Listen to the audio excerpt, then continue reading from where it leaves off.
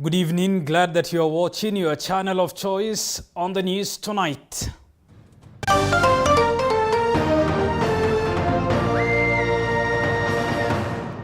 Tonight, President William Ruto makes sweeping changes in his administration a day after officially closing a high-level retreat.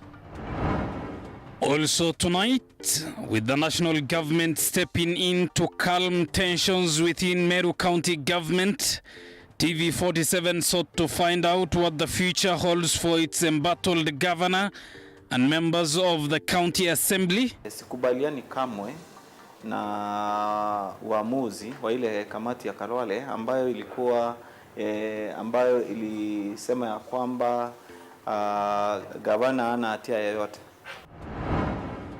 And 5 suspects linked to the murder of model Edwin Chiloba to remain in police custody for 21 days as investigations gather space. Ninaomba wa Kenya, just to be fair for us. Kwa sababu kuna mtu anaweza taka mtoto wake akue hivyo. With the deceased family dismissing claims that he was a member of the LGBTQ community.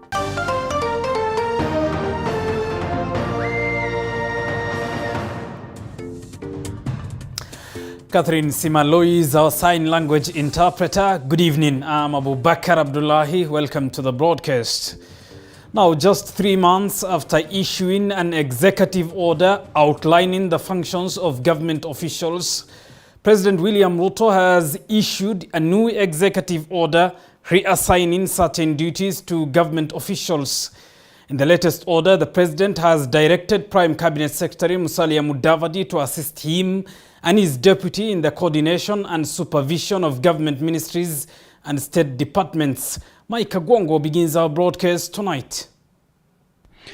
President William Ruto has issued yet another executive order assigning specific functions to the ministries and state departments.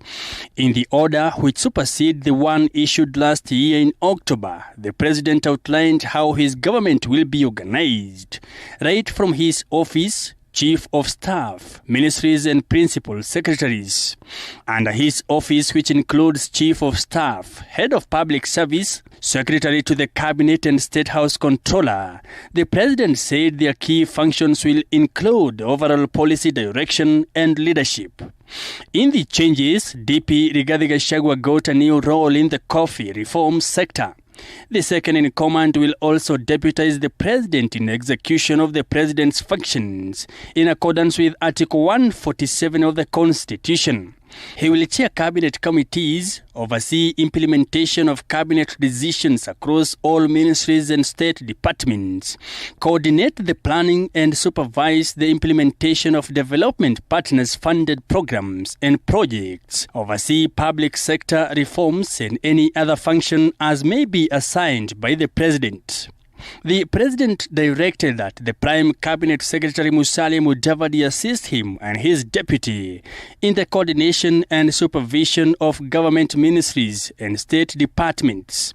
Mudavadi will oversee the implementation of national government policies, programs and projects, chair and coordinate national government legislative agenda across all ministries and state departments in consultation with and for transmission to the party or coalition leaders in parliament, chair the principal secretaries committees and supervise the technical monitoring and evaluation of government policies and perform any other function as may be assigned by the president. Also in the new structure, National Transport and Safety Authority was reverted back to the Ministry of Transport from the Ministry of Interior. 4 years ago, the government had insisted that moving NTSA to the Interior Ministry would enhance operations and facilitate smooth coordination of services.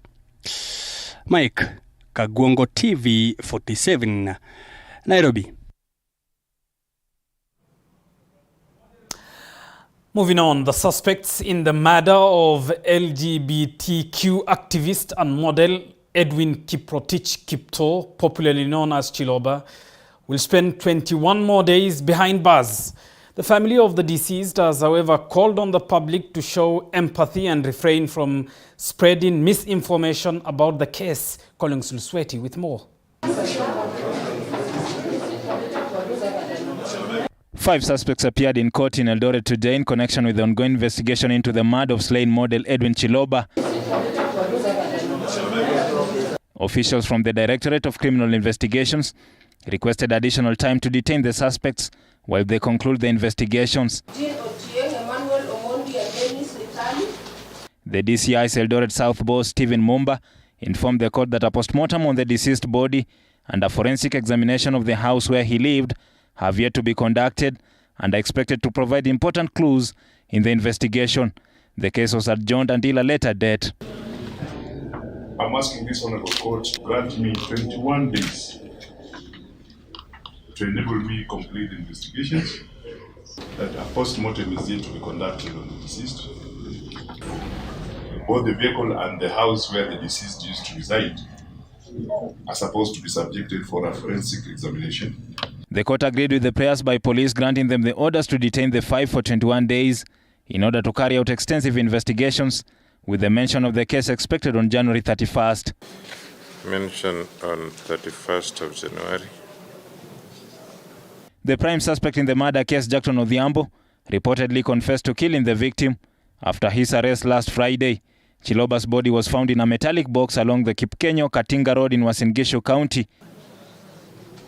The family of Chiloba now wants Kenyans to be sympathetic and show more empathy, advising against spreading information they termed as false and misleading. Simame na sisi mpaka tuone kwamba justice imefanyika kwa Edwin ambaye hakuwa na neno na mtu. He was brought up as a Christian.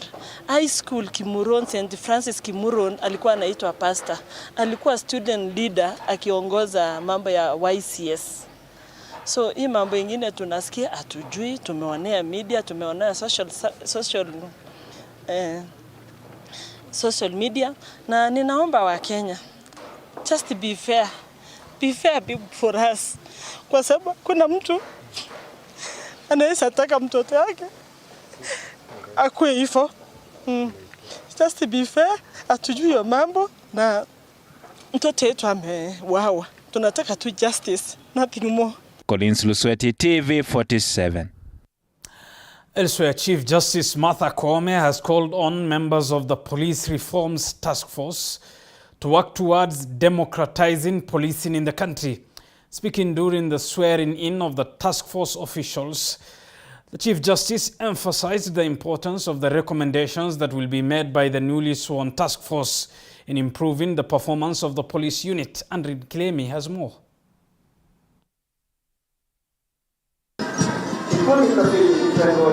The government's plan to improve police welfare has officially begun with the swearing-in of the 22-member National Task Force appointed by President William Ruto in December last year. Thank you very much. Chief Justice Martha Koome, who presided over the ceremony, emphasized the importance of the task force recommendations in improving the effectiveness of police service and upholding professionalism. Koome further noting that the dream of all Kenyans is for police and prison service that serves the people and upholds professionalism. I therefore urge you, honorable members of the task force, to work towards the realization of our constitutional dream of a democratic policing and a prison service that pursues the constitutional goal of reformation and rehabilitation of our offenders. Some of the members include David Maraga, who is the chairperson of the task force, Carol Karaoke, the vice chairperson of the police task force, with members of the task force including Moffat Kangi, John Olemoyaki, Ibrahim Jilo Guyo, Richard Kirundi, Elizabeth Mweni, Roslyn Odede, Josh Odhiambo Dache, Doreen Mudhaura, Albert Mwenda, and Tirian Chebet Maina, among others. The task force, chaired by retired Chief Justice David Maraga, aims to address existing issues within the police service and improve the working environment for officers. It will also review human capital management and development, as well as recruitment and development standards. As a team, we look forward to engaging the leadership of both the National Police Service and the Kenya Prison Service, the two institutions that are core focus of our assignment. Maraga also announced that the task force will engage with the public through a participatory process to gather input for their final recommendations to the president. Andrin Kilemi, TV 47. Elsewhere, ward representatives in Kiambu County Assembly stormed the office of the County Governor Kimani Wamatangi today, demanding that he provides information about the relationship between his personal businesses and the county government. The members of the County Assembly further claimed that the allocation of bursaries to students did not follow due process and was not transparent, calling for the process to be revisited and revised. The angry ward representatives also want the governor to make it clear how he plans to run the county, as they feel he has not involved them in decision-making that will benefit the residents who elected them into office. They also called on the governor to disclose the full amount of funds allocated to the program to assist disadvantaged students. Mimi ninaomba governor Wamatangi, ninakuomba udilink Wamatangi Foundation from the activities of the county government. Delink. Mimi nikisema hapa tuongee mambo ya chama. Even though I was not in UDA, but I believe in UDA. I believe in the motto ya bottom up. Na sisi kama viongozi ambao tumechaguliwa, tunapata habari ya kwamba basari zinapeanwa kwa njia nyingine ambayo haiko ndani ya zile sheria ambazo tumetunga kule kwa bunge. Na ndio tumekuja siku ya leo tumueleze governor akubali sisi tufanye ile kazi ambayo tulichaguliwa kufanya. Na akishafanya hivyo, sisi hatuna shida na yeye. Tumekuwa tukimuunga mkono na tutazidi kumuunga mkono. Sisi tunataka kuuliza governor, hakikisha umedelegate kazi kwa wale watu ambao umepatiwa kisheria kufanya kazi na wao. Na inafika mahali hata tunajiuliza kwa nini tulikuwa tunapitisha ma-CEC kama CEC hawezi fanya kazi. Now, a suspect accused of killing his own children was brought before a court in Ogembo and remanded for 14 days, during which his mental health status will be evaluated.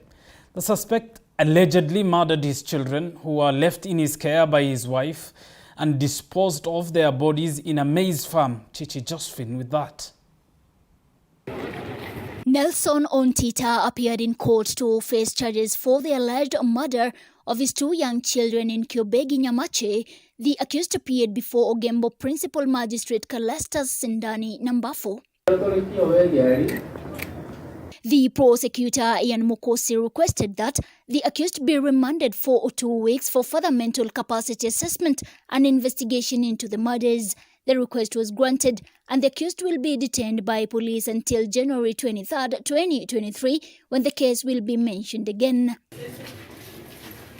In a separate incident, Calvin Otieno Odhiambo was detained for 3 days at Kilimani Police Station for investigation after being arrested for impersonating Cabinet Secretary for Information, Technology and Digital Economy Eliud Owalo on Facebook. The investigation officer Rinos Musongo stated that the suspect has been using multiple identities to fraudulently register SIM cards. Forensics investigation on the suspect's phones is already underway. In Mombasa County, the son of convicted drug trafficker Baktasha Akash was arraigned in court on charges of robbing victims of money and mobile phones while armed with a kitchen knife and a hammer.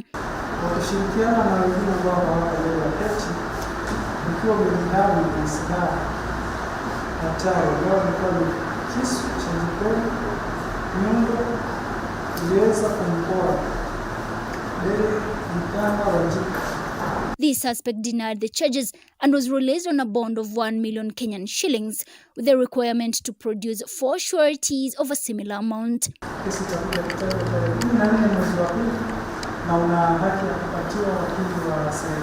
Chichi Josephine, TV 47. Now, a Bogeta West member of County Assembly DMK Kiogora has said that President William Ruto personally intervened in the impeachment hearing of Meru Governor Kawira Mwangaza, which ultimately resulted in her survival. Kiagora had tabled an impeachment motion against Mwangaza at the Meru County Assembly, citing 62 counts as reasons for her removal from office.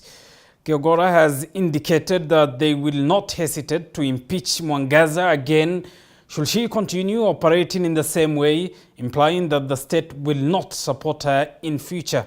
TV47's Moige William had an exclusive interview with the ward representative. Let's have a look. Senate committee led by Boni Halwale, Senator Foka Kamega, saved Kawira Mwangaza, the third governor of Meru County, from an impeachment by MCAs drawn from the Meru County Assembly. Weeks later, we are joined by Kiagora, DMK, who's the mover of the motion to impeach Kawira Mwangaza. The Senate made its decision. As the mover of the motion, what are your sentiments to this issue? Thank you very much. I'd like to welcome TV47 to the Kenya Lift program offices. Here we help students to go study in the United States. And now back to the topic. I disagree with the Senate committee on the impeachment of the Meru Governor Kawira Mwangaza on their decision not to find any charges substantiated that we labeled against the governor. Principally because the president came out last week to say that he is the one who intervened to help the governor from impeachment.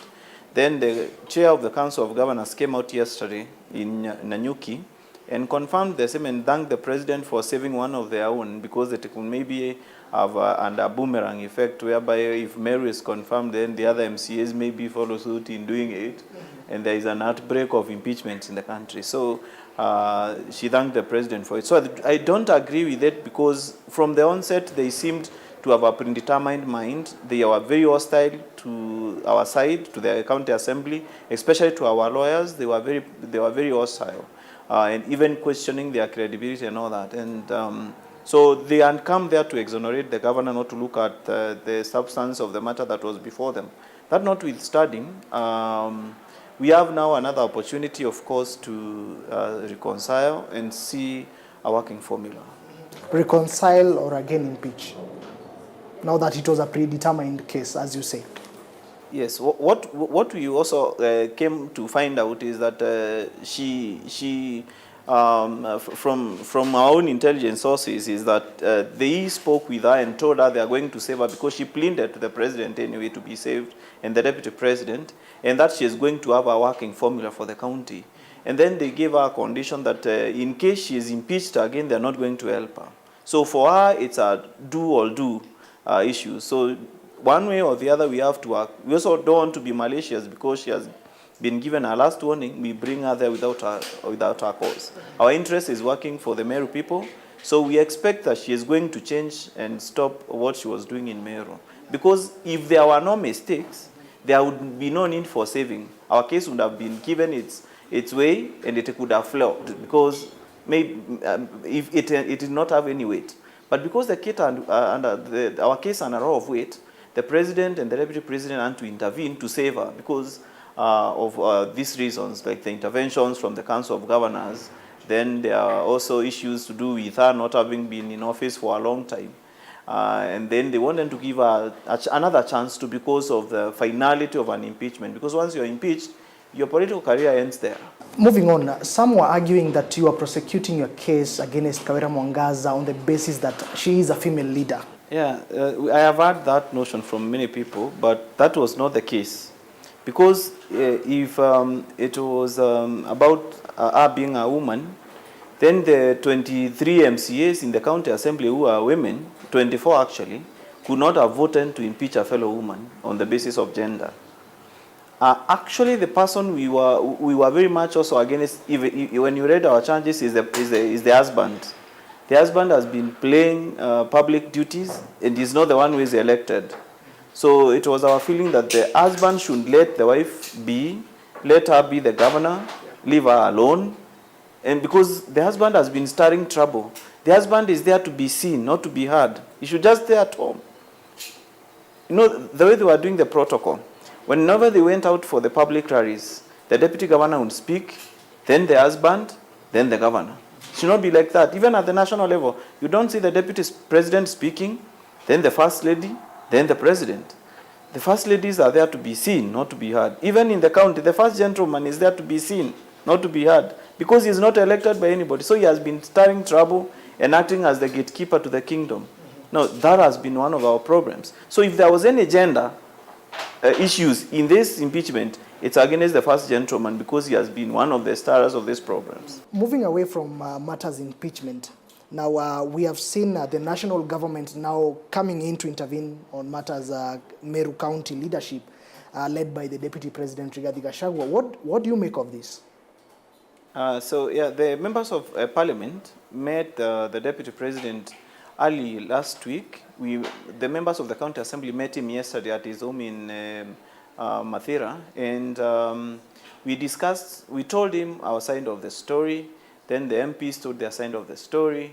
Then on Wednesday, he's going to meet the governor herself, and then she's also going to tell her story and all that. And then the Deputy President will communicate what has gone on between ourselves and him and the MPs and him. Then after that, the Deputy President proposed that the MPs produce 2 members from their ranks, the Assembly produces 4, and the governor produces 4, so that we have a team of 10 people to lead in the negotiations on a working formula with the governor throughout this month, and possibly by the end of January, we have a working formula of how the County Assembly and the governor can work. So I expect this committee is going to, I'm a member of it, so I expect that we are going to come up with a formula of how the county government is going to be run. Yeah. Let me put you on the spotlight a little bit, because you are the one who proposed or tabled the motion to remove governor from the office. Are you comfortable with the ongoing talks? What are your concerns, and what do you expect at the end of the day? I'm comfortable with the talks. I'm not a troubleshooter that I don't want peace. There are people who always want violence. So I'm not just after violence. We also want peace. We want to work for our people. It's only that we began on the wrong footing. So when you're building a house, you realize that you have not done your things where you demolish before it goes far, so that you can begin well. So I think we have been given an opportunity to start rebuilding this house called Meru County, and it's my expectation that we are going to come to an amicable solution, whereby the governor denied us bursaries for school children. She's going to return them to us. She had denied us a say in their own development allocations.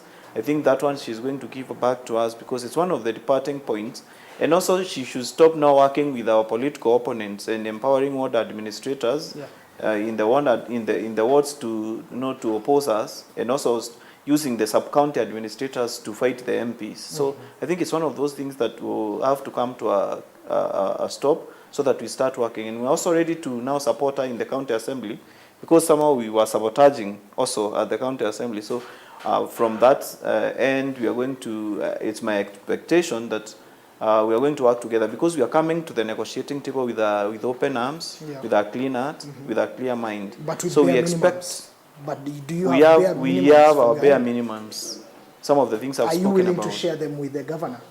We have already shared our bare minimums with her. We wrote a document about we discussed them as MCAs. We give them to the Deputy President and told him, these are our bare minimums, give them to the governor. And before she comes to the negotiating table, there are things she needs to put on hold. First of all, is the distribution of bursaries. Before we talk anything, you tell her to stop them. Then she had called the ward administrators and told them to go back, and took them to the wards where they come from, not where they work, so that they can be empowered to come and compete with MCS in 2027. So we asked the governor to redeploy them back to the wards where they were working before we talk.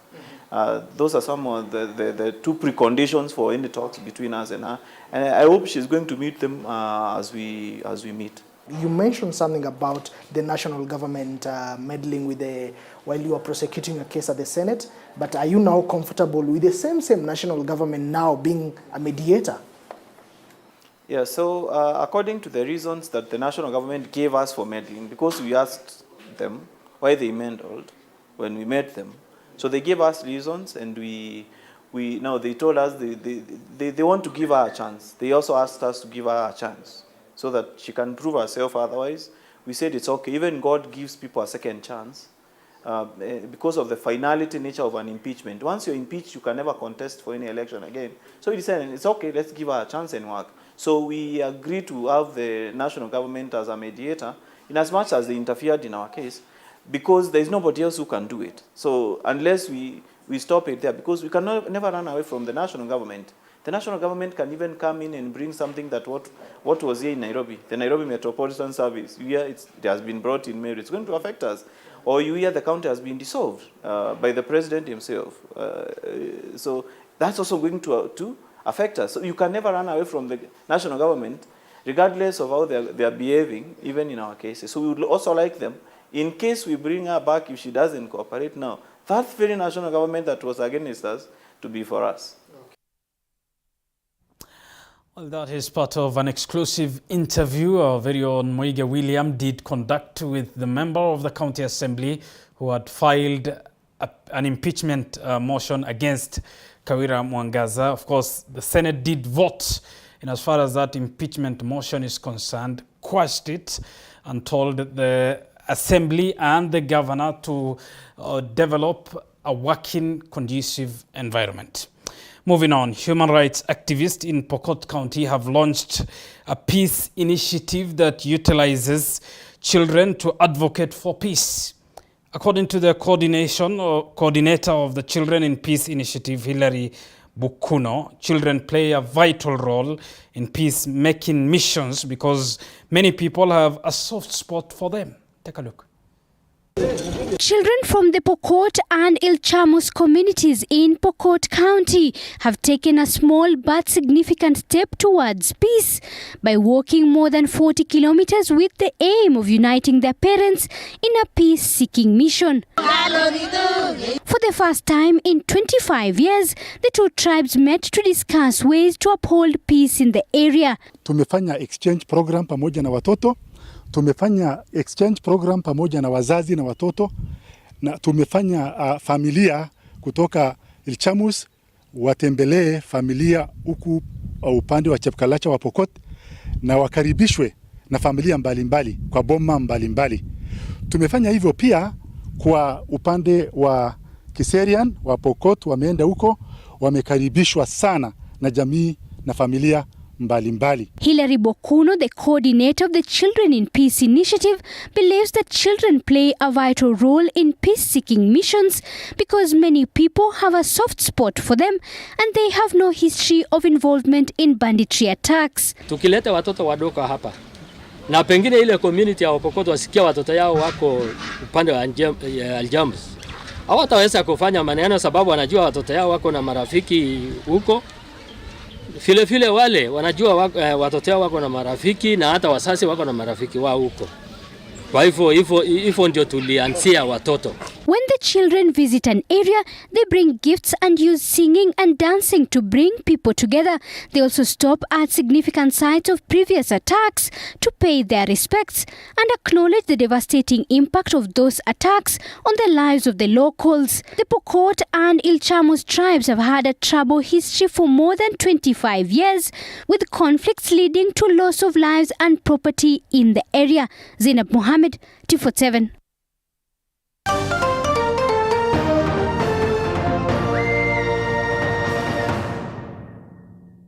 You are watching TV 47, the home of untold stories. Are you looking for a distinguished institution of academic and professional excellence to kickstart your career? Then join KIPS Technical College, a top-NEC, CASNEB and NEET examination center in Kenya that is fully accredited by TVET Authority with over 90% national exam pass rate. We offer high-quality, hands-on training in engineering, hospitality, tourism, journalism, ICT, business, accounting, hairdressing and beauty, health sciences, community development and foreign language, and have placed over 26,000 graduates since 1994. Our state-of-the-art equipment, well-equipped workshops, indoor and outdoor sports facilities make us the preferred choice. During my training, I was able to become Miss KIPS which has helped me to achieve my goals in community development. Admissions for January 2023 intake is ongoing. For more information, call 0720-813-113 or visit any of our 6 campuses located within Nairobi. KIPS Technical College, your sure path to success. Usiyakubalie maumivu ya misuli kukatiza ratiba yako. Kaluma Pain Balm ni dawa ya kusugua iliyotengenezwa kutoka kwa miche maalum ili kutuliza maumivu ya misuli. Kaluma Pain Balm. Maumivu yakizidi, pata ushauri wa daktari.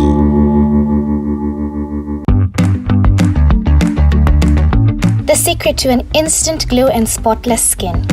Acne C10 is a 10% pure vitamin C serum that effectively fades dark spots and clears dark patches. With a unique formulation, it is quickly absorbed deep into the skin to give optimal results. Acne C10, 10% pure vitamin C serum, safe on all skin types.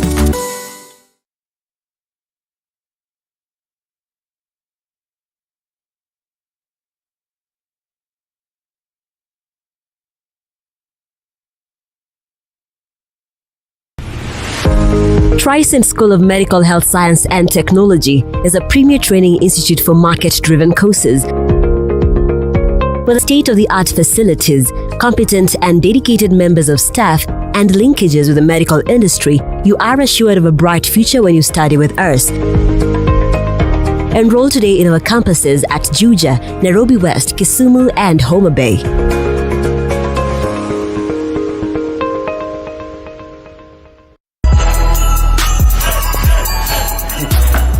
Sienda nayo huko ndani, unaacha hapo kwa luggage ndio uingie. Ni wacho kwa luggage namna gani nataka kutumia huko ndani? Nimekuja na hii gani ndio inatumika? Hii paketi ama hii kuchota? Kwani serious hii? Bwana wacheni mchezo bwana. Nini nyinyi? Karibu customer. Hizi bidhaa unaziacha pale kwenye luggage ndipo sasa ufanye shopping kwa supermarket yetu. Kuchota ni kufanya shopping pekee. Ni kufanya shopping. Sema na Hitia Supermarket ndio best. Kwa mara nyingine inakuletea chota kuchota na Hitia Supermarket. Kushiriki shindano la chota kuchota Bunawe, Kitale, Bungoma, Eldoret, Kakamega, Kisumu, Busia, Naivasha, Limuru, Nairobi, Thika, Nyeri, Meru, Chuka na Maua. Nunua bidhaa ya shilingi 600 na zaidi na utapewa raffle ticket. Jaza vizuri na utumbukize kwa sanduku iliyo mlangoni. Utakuwa umeingia kwa draw ya kujishindia zawadi Dahatsumira, pikipiki 21 aina ya TVS, 1130 school fees, TVS, shopping vouchers na vingine vingi. Basi, ni huku. Saidia bibi. Chota kuchota imethaminiwa na Kiwi Bacon, Savannah Juice Fruit Vial, My Choice Hand Wash, Zesta Choco Primo, Ketepa, Blue Band, Aramco, Oven Fresh Bread, Nivea, Silent Night Mattresses, Coca-Cola pamoja na Hisense. Shindano hili limeidhinishwa na BCLB permit number 002816. Sheria na masharti kutumika. Chota kuchota na Hitia Supermarket, na hii motokaa gari smart kabisa inaweza kuwa yako. Unangoja nini? Ingia, fanya shopping yako Hitia Supermarket, uchoto kuchote na hii kari, hii motokaa inaweza kuwa yako. Mtu anaweza pesa kwa booth. Hitia Supermarket, a world of choice. Imagine starting your academic journey here at the foot of Mount Kenya. A place where you can call home. A place where we celebrate our diversity and uniqueness. A place where you can be at your best, at work and at play. That place is Embu College. There's no better place to make the difference than Embu College. Karibu Embu College, where a holistic education matters. Watching TV 47, the home of untold stories.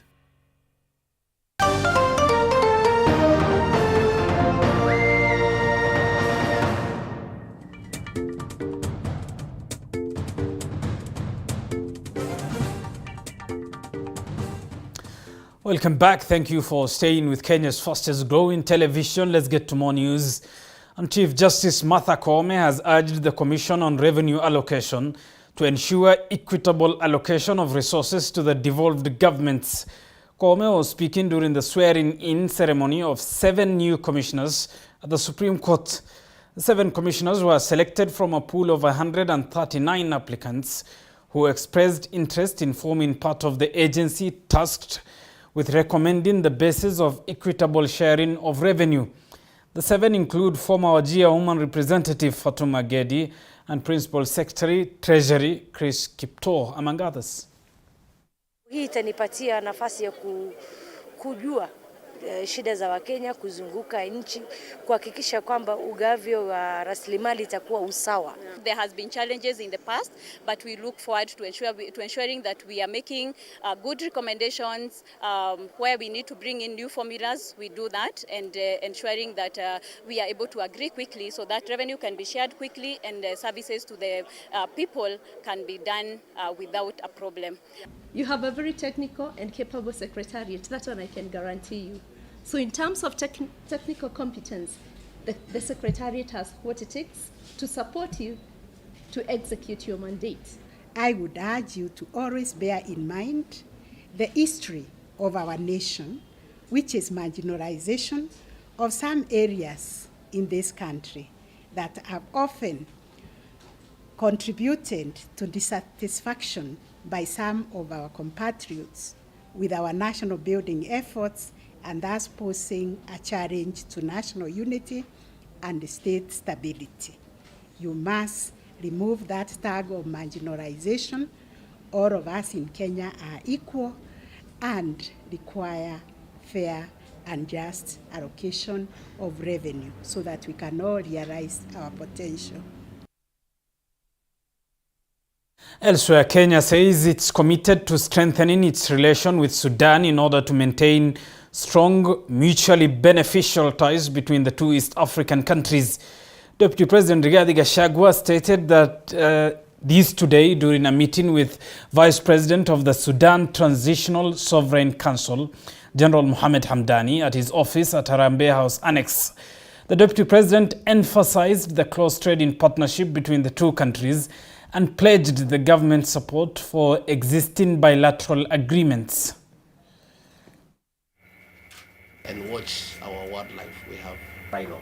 That's a very precious animal. And we have enjoys excellent and cordial relations for many years. I've invited you here for us to explore possibilities of greater cooperation in matters of trade and business between Sudan and Kenya. That your country imports a lot of tea from this country and would like you to even import more because we have the best tea in the world. Business between the people of Sudan and the people of Kenya, and we have greater cooperation. Now, the construction of Thwake Dam, the largest dam in East Africa, has been ongoing for some time now and is expected to cost over 82 billion shillings. The dam's water will be used by over 1.3 million people for agriculture and will also be used to supply water to Konza Techno City when it is completed in 2024. However, there are some concerns about the cleanliness of the water due to pollution in the Athi River and other rivers that will feed into the dam. Our reporter Nicholas Mbai has been following this story and brings you an update on the pollution level of the water and the potential risks to the human health. In Kibra, Nairobi, it is estimated that more than 250,000 people live here, and wastewater from the area enters Nairobi River, which joins Athi River in Mavoko area. It is alleged that the water has been polluted by industrial companies. Hii maji ya Athi River mimi sionagi ikiwa mzuri. Juu hii ya Athi River inakuwaga na uchafu mingi, juu hata pengine unasaona watu wamerushwa huko. Juu masiweji inatoka na huko juu ndio inaleta hii madhara. The president came to Syokimau, and that was one of the things that we discussed, and he touched it. And he gave us his commitment to clean Athi River. More than 170 kilometers from Nairobi city is Thwake Dam, which will cost the taxpayers more than 82 billion shillings. We are asking the communities to understand, to be to be a part of this project. To assess the actual situation in River Athi, we start our journey at Mavoko all through to Kiambu, the border between Machakos and Kiambu County, through Kabaa up to Thwake Dam, where River Athi cuts across. After a journey of 1.5 hours, we arrive at Old Town Sampuk. Here at the river is filled with waste and smells bad.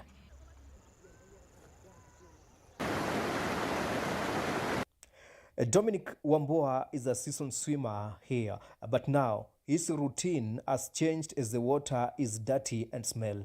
From 1980 maji ilikuwa safi, sababu hii maji ndio tulikuwa tunaswim ndani wakati tulikuwa watoi, tulikuwa tunaikunywa pia wakati tunaswim, but ikafikia mahali kitu from 03 kuendelea mpaka mahali tumefikia, hii maji imekuwa so polluted because unapata from Nairobi watu wanafanya hizo madumping, unapata from Roi hiyo uchafu inakuja inaingia kwa hii mto. Sasa wakati inafika kwa hii mto unapata samaki kama silverfish, tilapia huwezi pata kwa hii river, but zile unapata zile mudfish, zile zingine zinaitwa hellfish ndio unaweza pata kwa hii mto. But there before kulikuanga na samaki tofauti. Hata mtalii mwenyewe hawezi ingia kwa ile maji sababu hata ukiwa hapa kando hata wewe mwenyewe unasikia inatoa ile smell. Saa zingine unaweza kaa hivi uone mtu anateremshwa na maji amekufa kama 2 weeks ago. Naona na hiyo maji bado ukiangalia sana na uko chini zaidi inatumiangwa na kukunywa na kupika. And when we arrive at Kabaa area, the issue of water icing is another problem. And at a close look, one can tell that the water color is changing from its normal color to green. Imekuwa kwa wakati mrefu sana na inaharibu juu hata kama samaki yenye tunateka inaleta madhara katika miili ya watu. Kwenda hospitali ukitibiwa tu naambiwa hiyo samaki si mzuri na hakuna haja muwe mnatumia hiyo juu ya hii maji. Juu masiwe nchi inatoka na huko juu ndio inaleta hii madhara. Kupika tunaweza pika lakini kunywa haiwezi kumika. Ukiweka kwa madhara kwa mumea inaweza tu hiyo mumea inaweza tu kukauka ama ibadilike kama venye tunaitumianga tu. Ukiweka fertilizer hakuna kitu inafanya. Lakini mumea yenyewe venye inakuwa kuzaa inazaa kidogo sana, inabadilika kama inakuwa yellow. For many years, this water has been used for farming, and health experts argue that there is a big danger ahead, such as the issue of cancer-related diseases, with Mwala recently reporting increasing cancer cases. Zingine ni ile uchafu or waste product ambazo zinatokana na industries ambazo tuko nazo hapa nchini. Hiyo uchafu kama haiko controlled inachafua mito yetu. Kitambo tungeenda mtoni na kunywa maji, lakini siku hizi imekuwa changamoto kwa sababu ya ile uchafu ambao tunaona. The governors of the counties of Machakos, Makueni and Kitui have called for urgent measures to clean the water sources of Thwake Dam, particularly at the river. That river should be cleaned by the industrialists who are polluting the river. I've said this before and I want to repeat. The national government put in place a mechanism along the standard gauge railway that punishes anybody who destroys what you call strategic investments. And the penalty for destroying strategic investments is life sentence. If we clean the river from Nairobi to Machakos, the other people will get clean water. The national government has stated that the dam will be completed by 2024, and currently 77% of the dam is complete, but it is unclear if they will be able to clean the water sources in time. Once Thwake Dam is complete, over 1.3 million people across Lower Eastern are expected to use this water for farming, while part of this water will be channeled to Konza Techno City when the city is complete. But the question remains, is this water safe? Nicholas Mbai, TV.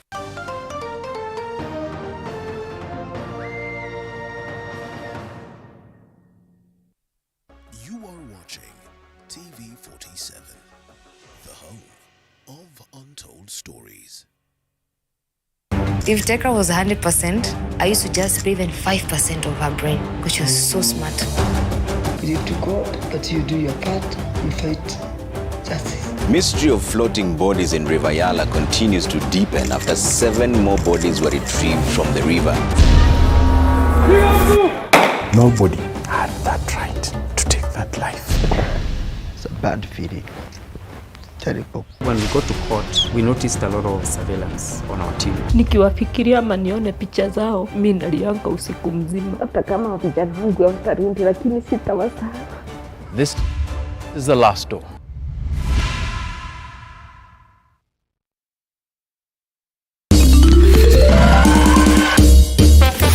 Sona moja imetengenezwa kwa njia spesheli ili kupambana na maumivu kwa haraka.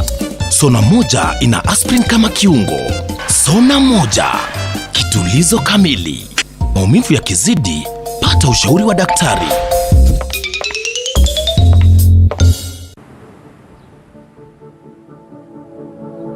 Yeah, like you see, these are the fabrics we use for the sofas. Yeah, there are different types of fabrics. Sabak. This is the best way to go. Eat color, eat raw, you know, like this is alive. Well, 2022 is behind us. 2023 is here with us. What are your plans? We here at TV47's Morning Cafe have great plans for you. We're talking about information, we're talking about entertainment, we're talking about the greatness for the year. So make sure that you're always with us every morning. My name is Linda Lela. I look forward to a great 2023 with you.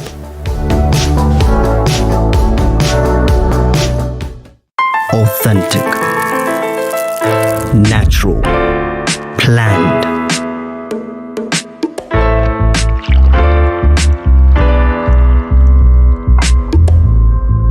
Transforming.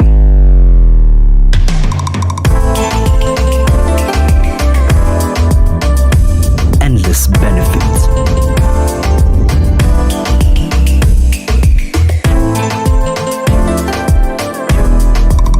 Slaty, purely Kenyan. Buy now on Jumia or Amazon.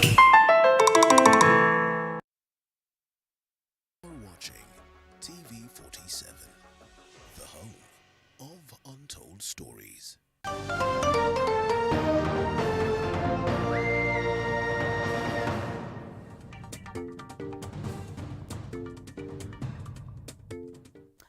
Welcome back. Thank you for staying with us. Let's get to the world of sports now. Dennis Otieno is with me in studio. Dennis, good evening. Good evening to Abakar Abdullahi. Now tonight we have a lot lined up for you in the world of sports. We'll be telling you about the delegate of FIFA officials as well as CAF officials who have just landed in the country. We'll be telling you exactly why. We shall also be telling you about a match to expect a few minutes from now in the FA Cup. We'll be telling you exactly what to expect in that. But to start us off is matters domestic football. Now, FIFA delegates in the country, and rather a contingent of officials from FIFA and CAF earlier today, held a meeting with the Sports Cabinet Secretary, Ababu Namwamba. The 5 members, FIFA delegates, are on a 2-day fact-finding mission over the state of football in the country and ways to upgrade the sport in Kenya. Our sports reporter Duncan Mutua attended the meeting and filed the following report. Of streamlining the state of Kenyan football, a joined FIFA and CAF delegation earlier today arrived in the country for a 2-day visit where they held a meeting with officials from Ministry of Sports, including Sports Cabinet Secretary Ababu Namwamba.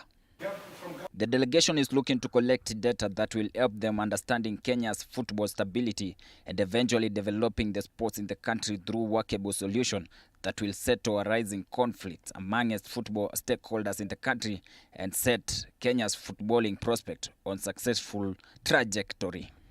I want to find out where we stand with professional football, women's football, youth football. The 5-member FIFA delegation is led by former Manchester City and Switzerland midfielder Gedson Fernandes and are scheduled to meet football stakeholders and Football Kenya Federation in their 2-day stay in the country. We will meet, of course, with administration, finance, technical, women's football, youth football, and some members of the executive committee. So it's not, we have nothing to hide, really. During their meeting with the Sports Cabinet Secretary Ababu Namwamba, they discussed various agendas, including bolstering Kenya's partnership with CAF and FIFA, as well as focusing on long-term vision of Harambee Stars playing in FIFA 2030 World Cup. Discussed areas of partnership between Kenya, FIFA and CAF. Among the things we have impressed upon both FIFA and CAF is that we want to see more robust involvement of Kenya in continental and global football activities. The decorated footballer Gedson Fernandez described Kenya as a country full of untapped talent, as he pledged to ensure talent in the country is identified and nurtured effectively. Country with massive potential, a country with youth people who love sports, who love football, and it's my responsibility, our responsibility to make sure this football is back. Speaking during the meeting, Sports Cabinet Secretary Babu Namwamba said the government will not interfere with the football matters in the country, but will ensure there is good governance, transparency, and accountability in the National Football Governing Body, FKF.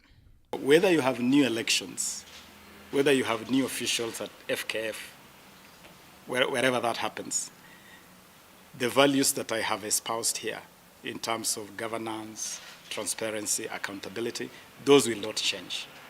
Whoever takes up the leadership of FKF must live by those values.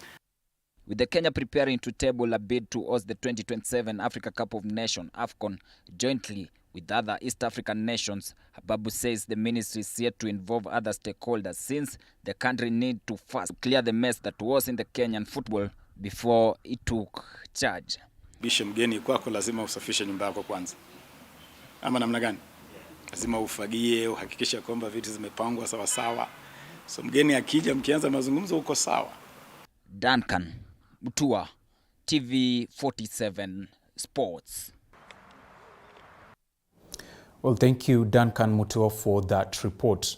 Now, leadership wrangles have continued to make apparent the imminent fall of FKF Women's Premier League side Trans Nzoia Falcons, as a meeting held to deliberate on the ways to improve the state of the club was earlier today interrupted by players who had been sent packing from their training camp over the weekend, prompting the club's management to flee for safety. Take a look.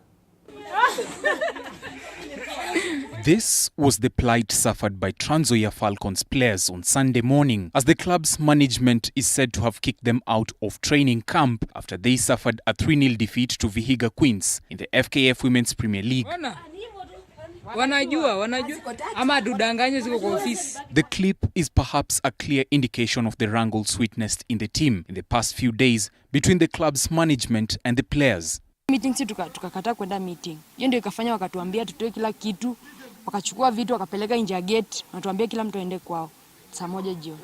After sparking an infuriating debate amongst Kenyans and football stakeholders in the country at large on social media, the management responded to the clip, citing indiscipline as the main reason the players were kicked out of camp. Timu penye imefikia, incitement ndio iko ndani.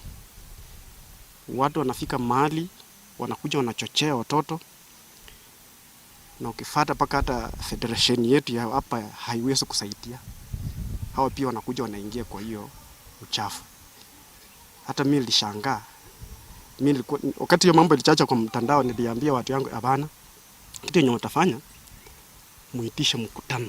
The players, however, while speaking to TV47, said their rights are being infringed upon by the management, including lack of payment by not providing well-documented and signed contracts. Wako so corrupt, wanapea madem mimba. Hata wajui mtu ampea mtu mimba na ajui hata mtoto wake anakaaje. Watu wanaamua natoka, wanatumia pesa, wanaambia mtu nakupea pesa ndio ulale na mimi. Yaani maofficial wetu. Ukikataa wanasema wewe ni lesbian. Na tuaras penye tunalala ni shida, penye tuna train ni shida. Na train kwa mara mwingine huko chini. Jaribu kuongea nao hawataka kusikia. Wanasema sisi hatuna discipline, tuna discipline mbaya. Tunashangaa discipline yetu mbaya ni gani? The management on its part has refuted the claims made by the players as it promised to deliberate on the way forward and communicate over its next step of action.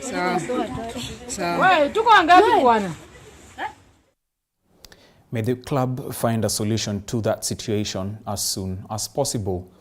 Now, over 40 football coaches in Mombasa County are beneficiaries of a 10-day FKF CAF D coaching course that kicked off earlier today at the Mbaraki Sports Club with the aim of developing the state of football in the country.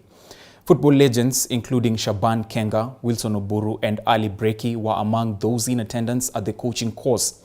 Speaking during the launch of the course, FKF Mombasa branch chair Lady Lilian Nandundu called on former footballers to take up the opportunity and attend the course in order to progress their football careers from players to coaches after retirement. On his part, coaching instructor Twahir Mohideen urged grassroots coaches to come on board and sharpen their craft better in order to raise the standards of football, adding that in the near future, coaches will have to be certified to take up the role on any level. Ambayo itatoa watu wengi sana kwenye benchi. So ni fursa ninasema adhimu kwa Mombasa nzima, na kitu cha kusikitisha ni kwamba hakuna karatasi yote itakayotambuliwa isipokuwa ya shirikisho letu kuu. Nataka at least mpira wetu wa Mombasa uwe kama vile ulivyokuwa kuanzia kitambo. Tunasifika sisi kama watu wa pwani. Mpira wetu waga ni mpira wa kupendeza, yani mpira wa urembo. Na hatuwezi kuwa na mpira kama huo kama makoches wetu hawako qualified. Wapate skills za kuweza kupatia kunacha hizi talents za wachezaji. Ndio maana tumekusanyika hapa na tunajaribu kuemphasize katika ligi zetu za County League, Regional League na Division 2 at least coach lazima kuwe na D license. Meanwhile, the National Olympic Committee of Kenya has concluded an elite national youth coaches training in Isinya, Kajiado County. The training is in readiness to commence an ambitious elite youth development program of athletes of ages between 12 to 18 years that starts with a camp on Monday 9th to 18th January at the Meru School in Isinya. In attendance was the Elite Development Commission Chairman Benjamin Musa, Kenya Junior Golf President Regina Gashora, and boxing coach Nick Okoth. The training, which was officially opened by NOC Deputy Treasurer John Ogola, has a total of 30 coaches nominated through various federations, focuses on equipping coaches with knowledge on how to better handle, train and manage budding athletes.